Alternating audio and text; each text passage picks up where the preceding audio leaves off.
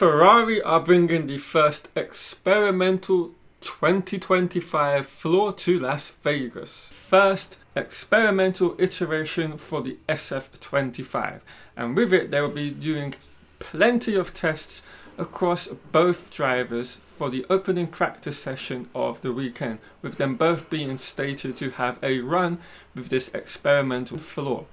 Now, of course, with there being just 3 races left of the season, all of the time and efforts and development and resources are being fully focused on 2025 for all of the teams. And Ferrari is no different.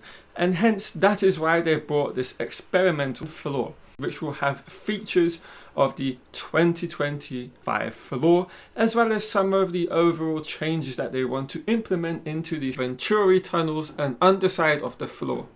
Now, of course, this is in tandem with what we already know about the 2025 Challenger that Lewis Hamilton and Charles Leclerc will be piloting throughout that season.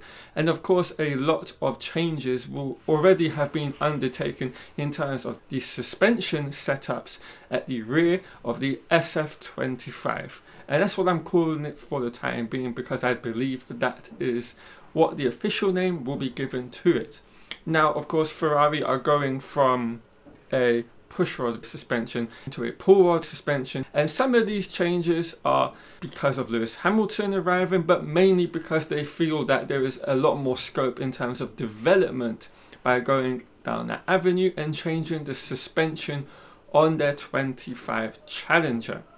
Now, with Ferrari having been in a championship battle with the likes of McLaren for the constructors this year, it is of course going to be a very limited amount of running that they do in first practice.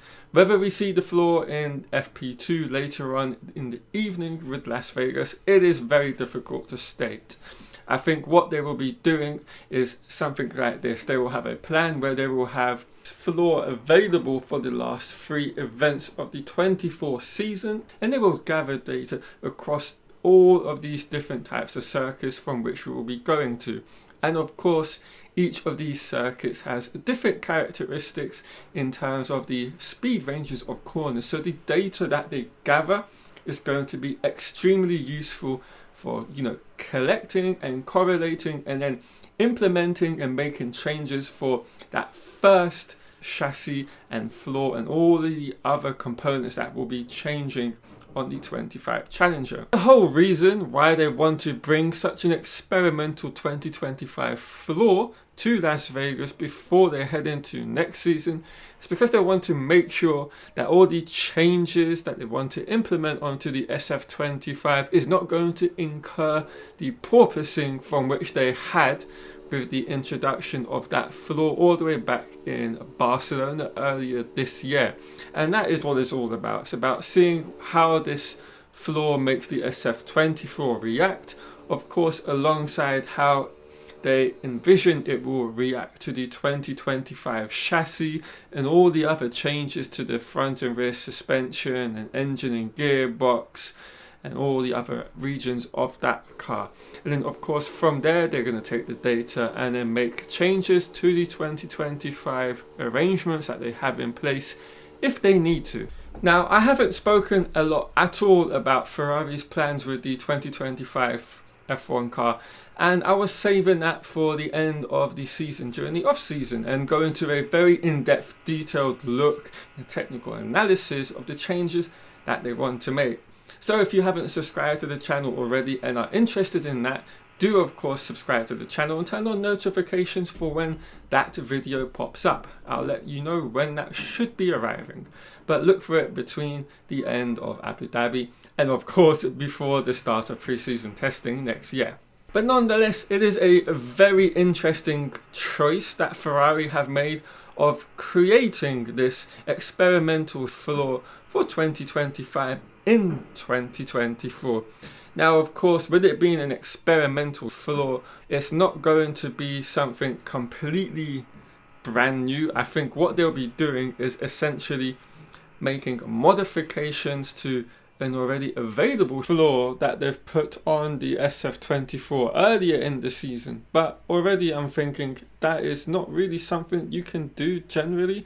So I presume this experimental flaw is going to be a brand new created flaw for the SF-24 with all of the SF-25 parts put on the car, because of course you have to make various modifications to the underside of this new floor, because there is going to be a huge level of detail added that there isn't. So we may not potentially see any of the changes visibly to us, but of course we don't know what they're going to turn up with yet. We'll just have to wait and see for Friday to come along to see if we can spot any of these experimental changes and parts on the SF-24.